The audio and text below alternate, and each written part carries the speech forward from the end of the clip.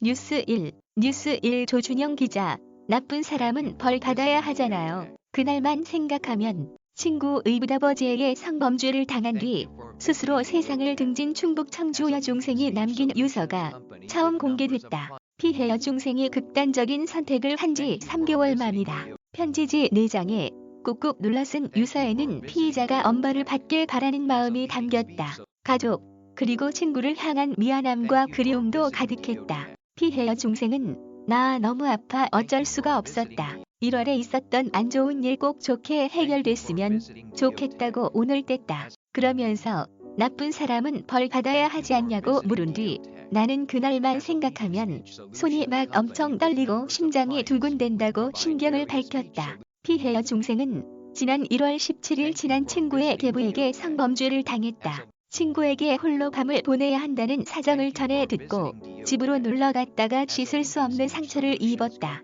피해 여중생을 부른 친구는 사건 발생 이전부터 지속적으로 자신의 집 방문을 종용해왔던 것으로 전해졌다. 피해 여중생은 가족에게 미안한 마음을 전했다. 가장 먼저 엄마, 아빠 가슴 아프게 해서 미안하다. 그동안 부모님이 내 곁에서 위로해줘서 그동안 버틸 수 있었던 것 같다. 너무 아팠다. 솔직하게 다 털어주면 좋았을 텐데 그러면 우리 엄마, 아빠 또 아플까봐 미안해서 얘기 못했다고 털어놨다. 이어 엄마, 아빠 진짜 사랑한다. 나에게 하나뿐인 소중한 엄마, 아빠여서 고마웠다. 나는 그만 아프고 싶어서 혼자 이기적이어서 미안하다고 적었다. 학교 친구들에게도 마지막 인사를 남겼다. 피해 여중생은 중학교 친구들이 너무 그립고 보고 싶다.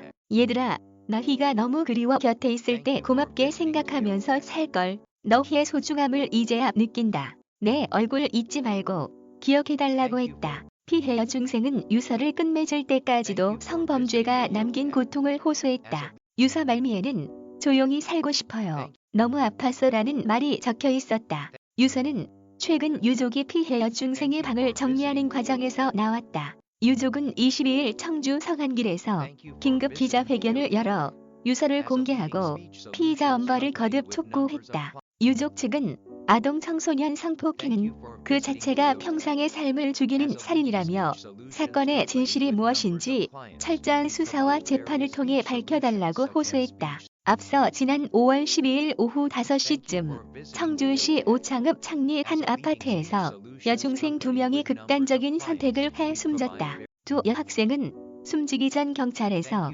성범죄와 아동학대 피해자로 조사를 받은 것으로 확인됐다. 피의자는 두 학생 중 한 명의 계부였다. 이후 구속 상태로 검찰에 넘겨진 피의자는 성폭력 범죄 처벌 등에 관한 특례법 위반 등 혐의로 기소됐다. 지난달 23일 열린 첫 공판에서 피의자와 변호인 측은 공소사실 대부분을 부인했다. 의붓딸과 그 친구에게 저지른 성범죄 혐의는 전면 부인했고 술을 먹이는 등 학대한 혐의만 일부 인정했다.